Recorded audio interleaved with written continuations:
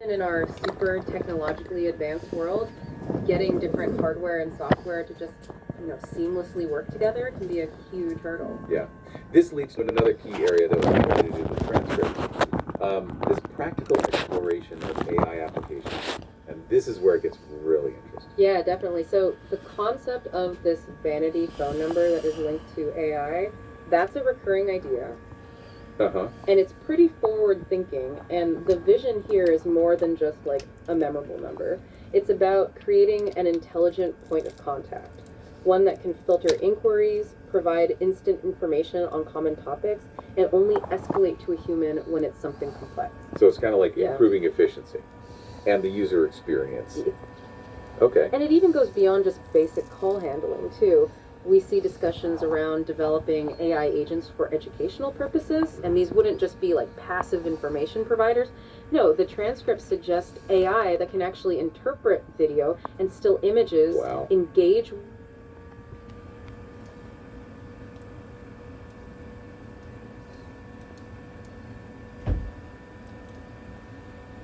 Welcome to this deep dive. You shared a pretty fascinating collection of materials. It's a whole bunch of YouTube video transcripts from the ARush Channel. Kind of like peeking into this very busy and innovative mind. Yeah, definitely. It's quite the variety. I mean, we see everything from like technical troubleshooting to like explorations of AI applications. Then there's like dips into the complexities of financial markets. Oh, and we even have records of physical activities. Things like setting up equipment, gardening, and then even mixed in with all of that, glimpses of just everyday personal errands. It's like a whole life. It is, yeah. It suggests a real drive to kind of explore and document all these different things, like a whole spectrum of endeavors. Okay, so let's unpack this. There are a few really interesting threads running through everything you shared. I think a good place to start would be looking at the stuff around technology and innovation, especially the exploration of AI and all the different digital tools. I think that's a great place to start. One of the first things that jumps out is this consistent engagement with recording technology. We see across multiple transcripts attempts to use a whole array of cameras, everything from a webcam max and CyberLink UCam to integrated webcams, a 360 camera, a Microsoft Live Cam, and even iView goggles. iView goggles? Yeah. Oh, hey there, how can we help? Yes, this is not only recording, it is also live streaming, like live streaming to YouTube Live using a Zoom seminar or webinar. That's a really great point. It's not just about capturing things for later. Exactly. The source material does mention streaming live on YouTube. For potential students and faculty to see what happens. It talks about using Zoom for these live streams as well. So that element of real-time broadcasting is definitely a key part. It brings up that idea of open access and transparency in sharing information. Oh, go for it. Especially for people that cannot come physically to the location of the teaching, such as the University of Miami in this case, or some other events. That's such an important point to bring up. Absolutely. The transcripts we're looking at mention that universities in the U.S. are required by law to give disabled people an opportunity to equalize the gap. Exactly. So this live streaming aspect, as you're saying, becomes crucial for accessibility. It allows students who might not be able to attend in person to still participate fully. Which really highlights the value of these technologies in creating more inclusive, with error messages and getting playback to work. It reminds us that the tech behind these polished streams can be finicky. Right. And this leads us to the practical side of exploring AI. This vanity phone number linked to AI is a really forward-thinking idea. It's about creating an intelligent point of contact for efficiency. It could filter inquiries and provide instant information. Yep, go on. The point is that we use also PixieBot, which is video recognition and description software for the blind.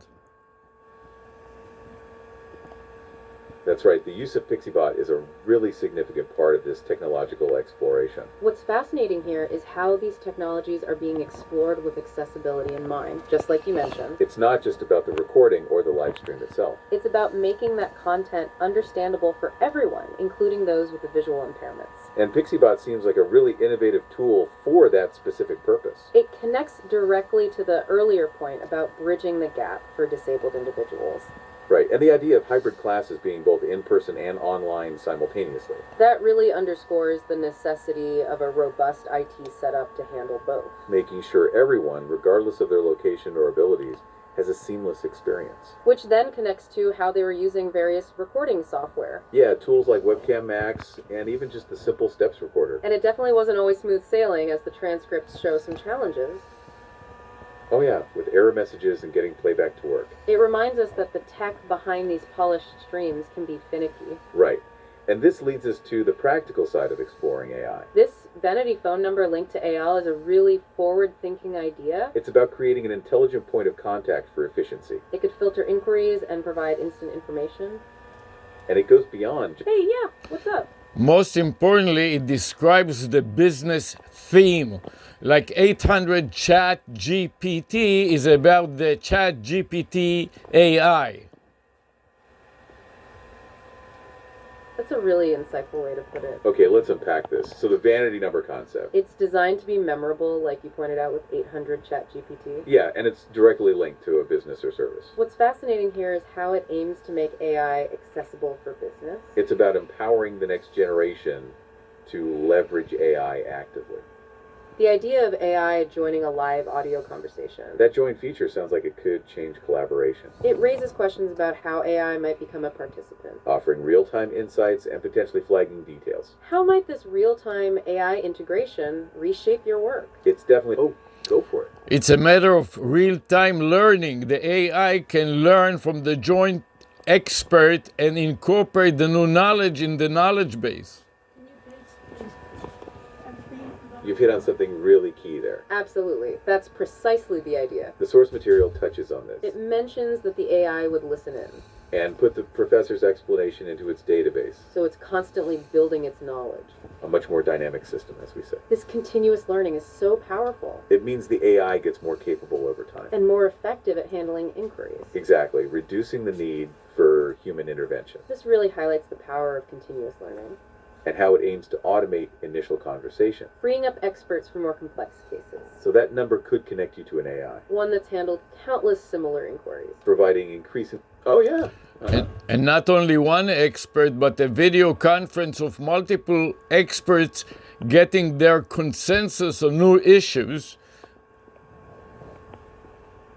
That's a really interesting expansion of the idea. Okay, let's unpack this further. The transcripts do touch upon the value of collaboration. Yeah, like different university departments working together. Finance with FinTech, healthcare with related fields. The idea of offering secondary appointments to bridge knowledge, So bringing in multiple experts for the AI to learn from. that could create a really rich and nuanced knowledge base, The AI could potentially synthesize different perspectives. and identify areas of consensus or new points of discussion. Like the AI becomes a central point for collective intelligence. That's a fascinating thought.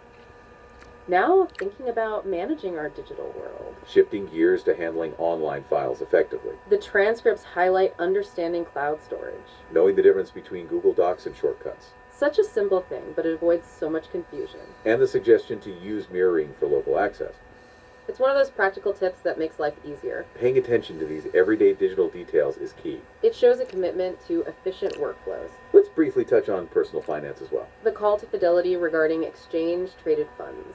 It really shows the complexity of financial products, Getting straightforward answers can sometimes be a burble. which underscores how vital financial literacy is for everyone. The caller's clear goal was the security of their savings. The Fidelity representative suggested using an ETF screener tool, That's a very useful resource for those exploring ETFs. and the conversation about Oh yeah, let's hear it. Also, the problems of silos in a large company like Fidelity, that one hand doesn't know what the other hand is doing. That's a really insightful observation. Okay, let's unpack this a bit. You're right, the introduction of fidelity does highlight that potential issue. The initial representative had to transfer the call. And even then, the next person still needed basic information. It can definitely feel like there's a lack of internal communication sometimes. That experience resonates with what the caller expressed. Their frustration with repeat. Oh yeah, let's hear it. And the customer pays by wasting their time talking to 10 representatives, one of which doesn't know what the other one got, and they don't share information. That's a really valid point. It definitely sounds like a frustrating experience. The caller in that transcript certainly felt that way. Having to repeat information multiple times. And not getting a clear answer promptly? It really back to our listener. What's Like, repeat your name for 10 different representatives. Instead of them transferring the information from one rep to another, they force the customer to repeat it 10 times. That's precisely the frustration that came through in that call. It really underscores the value of well-informed representatives. And it connects back to our earlier point about AI. How AI could potentially handle those initial interactions. Providing a consistent experience without repeated questions. It could definitely streamline things and improve satisfaction. The transcript also touched on the specific tools mentioned. Like the ETF screener that was suggested. A helpful resource for navigating complex financial products. And the conversation around potential committing fees. It's so important to be aware of all the costs involved. We also saw the use of steps recorder in the materials. For creating a very detailed log of digital activity. This meticulous record keeping is quite notable. Showing a dedication to tracking various projects. Almost like building that blockchain of file names. But even with such detailed documentation, technical hiccups still occurred, as we saw. The details include every screenshot and every keystroke, especially non-displayable or non-visible keystrokes, like function keys and Control C and Control function keys or Alt function keys. That's a really interesting level of detail. it highlights the thoroughness of that recording method. Okay, let's unpack this. It's more than just what you see. Exactly. The steps recorder captures all those background actions. Those commands, Control C or hitting function keys. The things that aren't visually obvious on the screen. So the documentation is incredibly comprehensive. It gives complete picture of the digital process. Even those non-visible actions are part of the record. Which could be really valuable for troubleshooting later. A good reminder that technology isn't always perfect. Yet the effort to document is definitely a proactive step. Overall, this collection gives a really broad picture. Covering technology, AI, finance, and careful documentation. Even everyday physical tasks offered moments for learning. Showing a real drive to understand and improve. Whether tackling tech issues or exploring AI's potential. This active pursuit of knowledge is quite inspiring. AI in both education and business opens up huge questions. Beyond just doing tasks, how will AI fundamentally change things? What new skills might become essential in this evolving landscape? The challenges we saw also remind us that innovation isn't always smooth. It often involves experimentation and constant adjustments. We hope this deep dive has given you some food for thought. What were some of your key takeaways today? It's been a really fascinating conversation for us. Thank you so much for sharing your insights with us. We truly appreciate you joining our podcast today.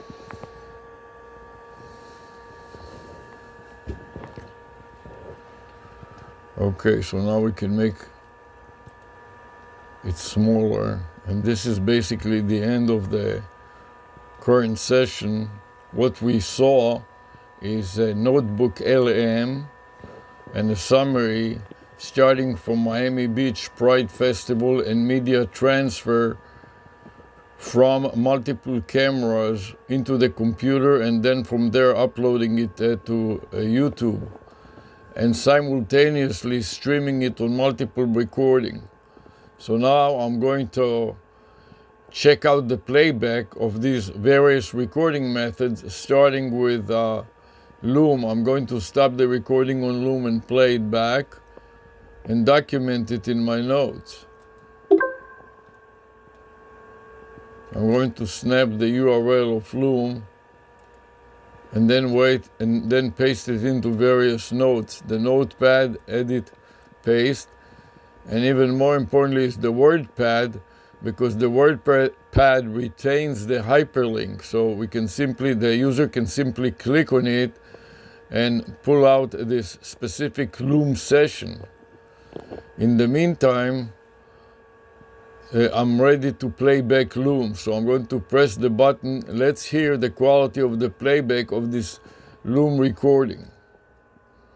I'm pressing the playback button and I will play it at a 2.5 speed. This is 2.5x. The recording took about 12 minutes. Let's hear a sample to verify that it works. Finally, starts working. In addition to that, I want to run this off. Problem step is ordered. So this is use another recording software. Before I started, I went to examine the number of recent screen captures to store is set up to 999. And then I click OK to start recording. And before I continue any further, I want to click the new recording button. And then as soon as it starts, I want to edit comment to the video file name from MSN Recorder Max. And the one thing about it is my video, the date, and the time that entered.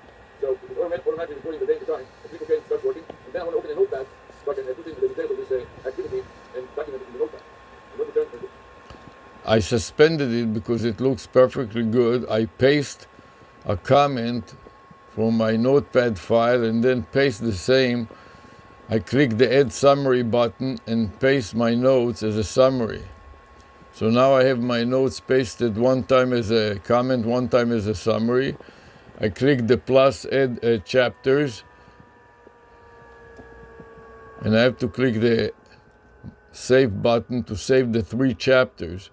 The first being in 0 seconds, the second being after 20 seconds, and the third being after 30 seconds. So save it and then add tags.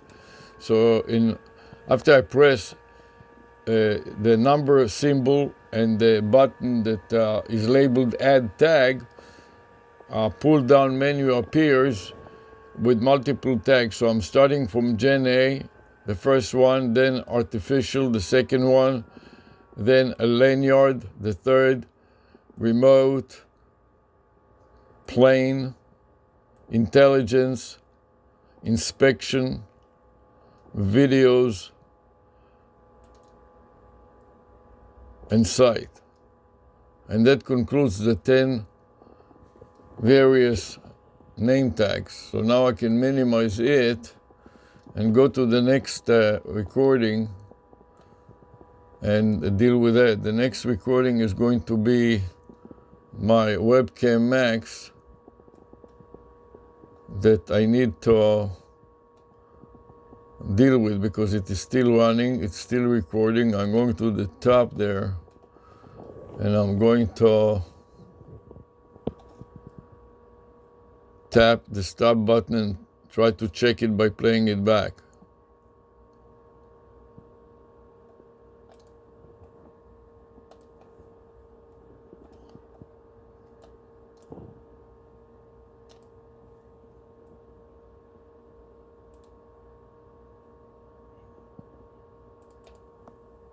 And as you see, the counter starts running. That means that it is working. Next one I will try to run is Cyberlink. That also works. Cyberlink doesn't work. I will have to install it again. And finally, the last but not least is that MSN Recorder Max. I'm going to stop it first. I'm not going to upload it, but click the play button and try to play it back. Put this MSN Recorder Max on the right lower corner of the screen, and I want to add a few more recording methods. So one of them is going to be MSN Recorder Max, which is a webcam software, and it enables me to record the screen and so on. One portion of it which I do not like to run is the add effects pane. This add effect pane and start recording. Notice that this is a 360 J5 through 360 webcam, which I'm starting to record now. The hardware is the J5 Create camera combined with a webcam Max software. So I'm starting to record from it. And as you see, the counter starts running. That means that it is working. Next one I will try to run is Cyberlink, which sometimes for some reason does not work. This is UCAM 365 and Cyberlink, but I click it and it does not work. In addition to that, I want to use a webcam, cloud webcam software, which is this Loom. So I'm going to run this Loom, and I want to select the camera that the Loom can work with, which is this built-in camera. So I'm starting to record it, I click the button and we will see the timer running. And now we start skipping, and finally it starts working. In addition to that, I want to run PSAR, Problem Step Recorder. So this is another recording software. Before I start it, I want to examine the number of recent screen captures to store is set up to 999. And then I click OK to start recording. And before I continue any further, I want to click the new recording button. And then as soon as it starts, I want to add a comment with the video file name from MSN Recorder Max. And the important thing about it, it is my video, the date, and the time.mpeg.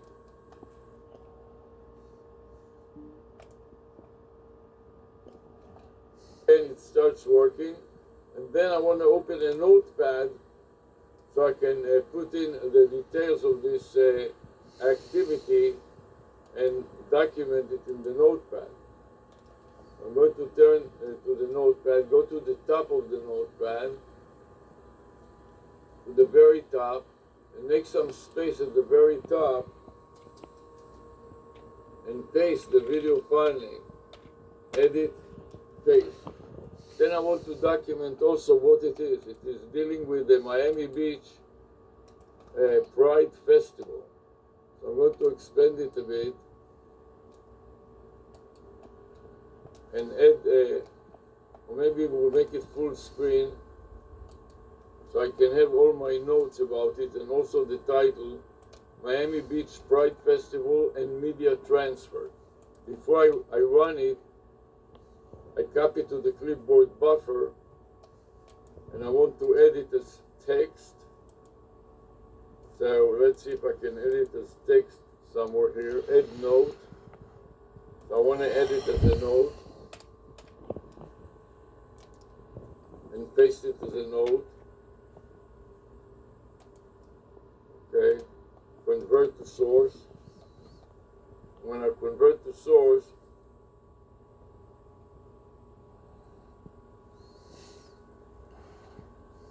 it is listing it at the bottom here.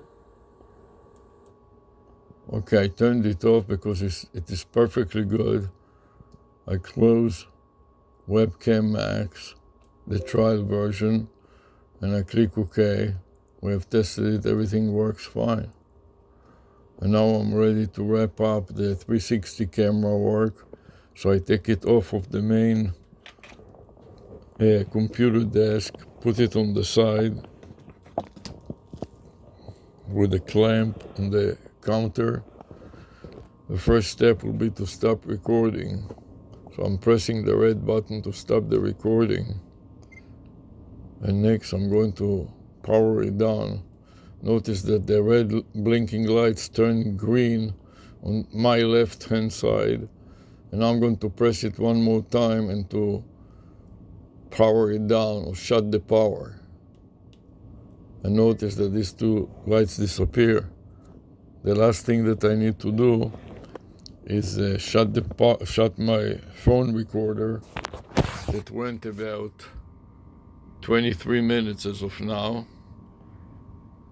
And that will be it, the last recording device. Thanks for watching, and we'll see you later when we will continue with this remote video inspection, RVI, and this chips, covert but hidden in plain sight, lanyard, phone and badge holding device supported by an easel mounted on the chest of the videographer inspector. Bye for now.